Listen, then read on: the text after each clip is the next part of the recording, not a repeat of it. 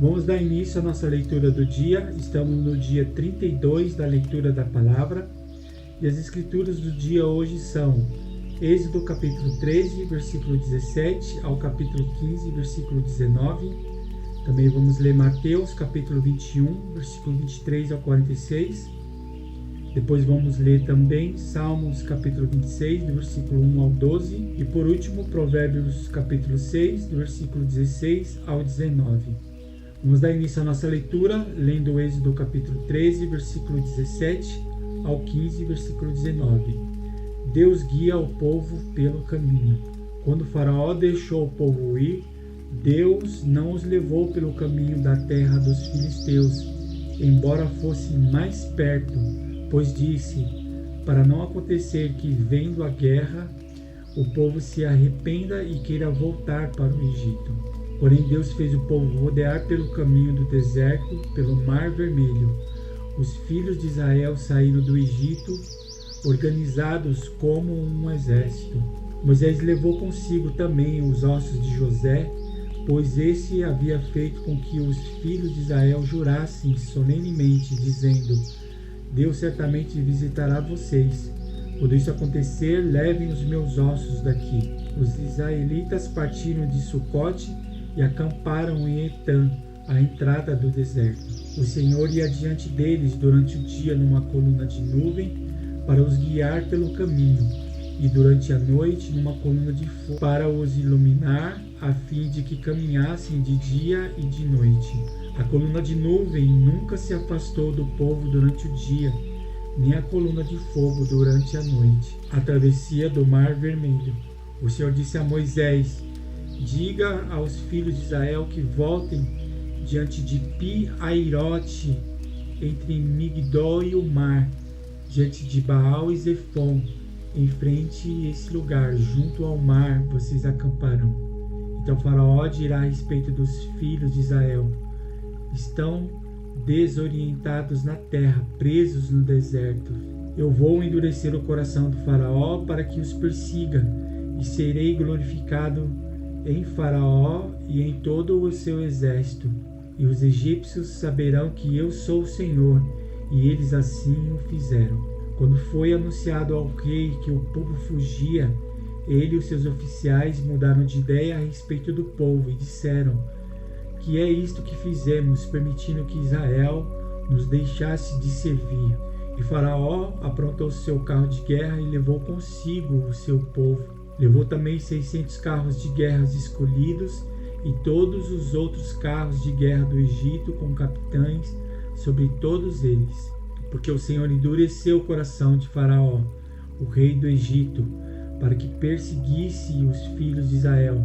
Porém os filhos de Israel saíram marchando corajosamente. Os egípcios os perseguiram com todos os cavalos e carros de guerra de Faraó, os seus cavaleiros e o seu exército, e os alcançaram acampados junto ao mar, perto de Pi-Hahirote, diante de Baal-Zefon. Chegando Faraó, os filhos de Israel levantaram os olhos e eis que os egípcios vinham atrás deles, e ficaram com muito medo. Então os filhos de Israel clamaram ao Senhor. Disseram a Moisés, será que foi por não haver sepulturas no Egito que você nos tirou de lá, para que morramos nesse deserto?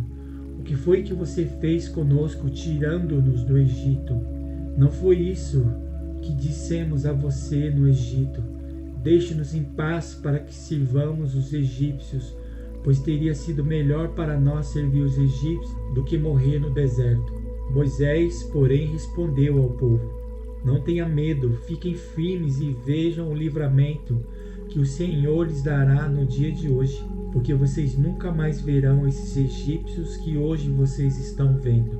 O Senhor lutará por vocês, fiquem calmos. A passagem pelo meio do mar. O Senhor disse a Moisés, por que você está clamando a mim?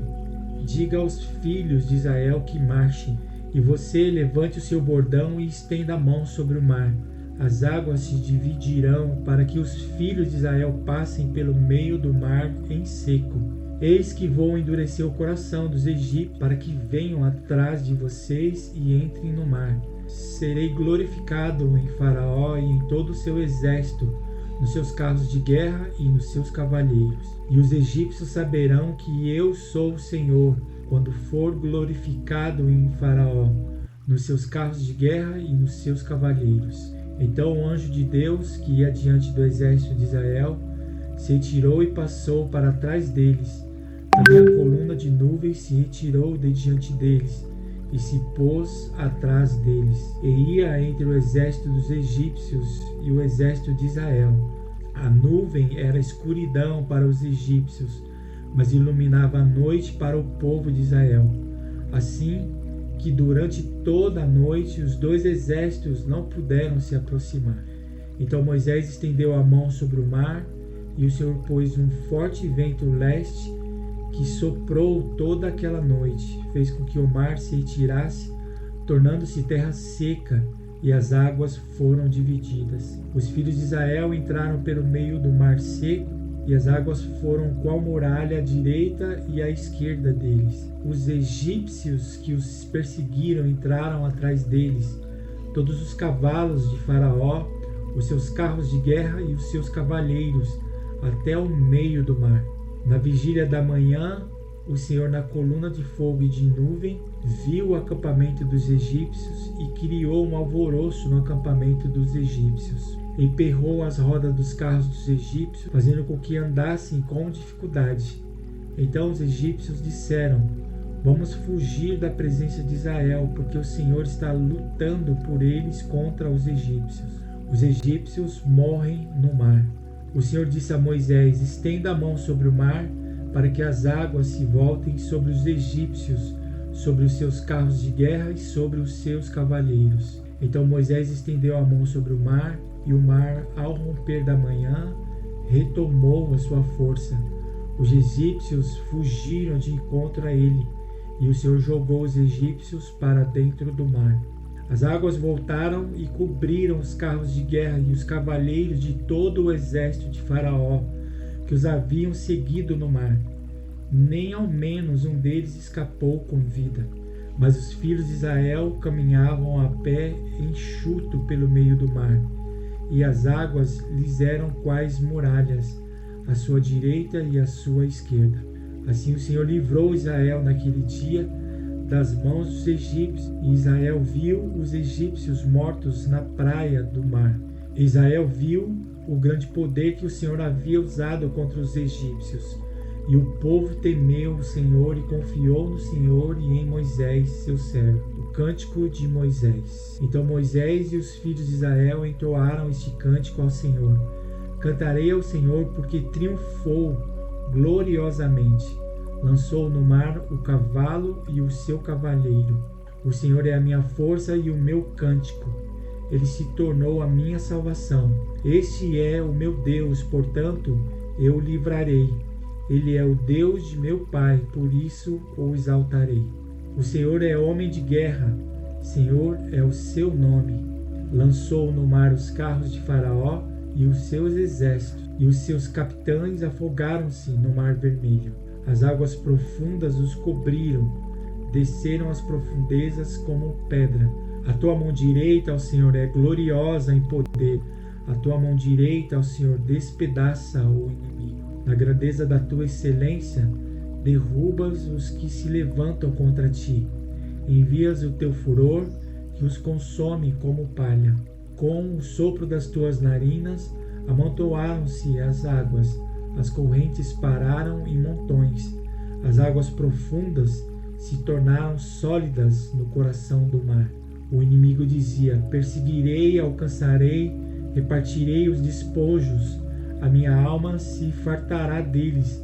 Arrancarei a minha espada, e a minha mão os destruirá. Sopraste com teu vento, e o mar os cobriu. Afundaram-se como chumbo em águas impetuosas. Ó Senhor, quem é como tu entre os deuses? Quem é como tu, glorificado em santidade, terrível em feitos gloriosos, que opera as maravilhas? Estendeste a mão direita e a terra os engoliu. Com a tua bondade guiaste o povo que salvaste. Com a tua força o levaste à habitação da tua santidade. Os povos ouviram e estremeceram. Agonias apoderaram-se dos habitantes da Filistia. Então os chefes de Edom se perturbam, dos poderosos de Moabe se apodera temor. Esmorecem todos os habitantes de Canaã. Sobre eles cai espanto e pavor. Pela grandeza do teu braço, emudecem como pedra. Até que passe o teu povo, ó Senhor, até que passe o povo que adquiriste. Tu o introduzirás e o plantarás no monte da tua herança, no lugar que tu preparaste, ó Senhor, para a tua habitação no santuário, ó Senhor, que as tuas mãos estabeleceram. O Senhor reinará por todo o sempre, porque os cavalos de Faraó, com os seus carros de guerras e com os seus cavalheiros, entraram no mar, e o Senhor fez com que as águas do mar voltassem e os cobrissem. Mas os filhos de Israel passaram a pé enxuto pelo meio do mar. Agora vamos ler Mateus capítulo 21, do versículo 23 ao 46. Autoridade de Jesus. Jesus entrou no templo e, quando já estava ensinando, os principais sacerdotes e os anciões do povo se aproximaram dele e perguntaram: com que autoridade você faz essas coisas? E quem lhe deu esta autoridade? Jesus respondeu: eu também vou fazer uma pergunta a vocês. Se me responderem, também eu lhes direi com que autoridade faço essas coisas. De onde era o batismo de João? Do céu ou dos homens? E eles discutiam entre si. Se dissermos do céu, ele nos dirá: então por que não acreditaram nele? Mas se dissermos dos homens, é de temer o povo, porque todos consideram João um profeta. Então responderam a Jesus: não sabemos.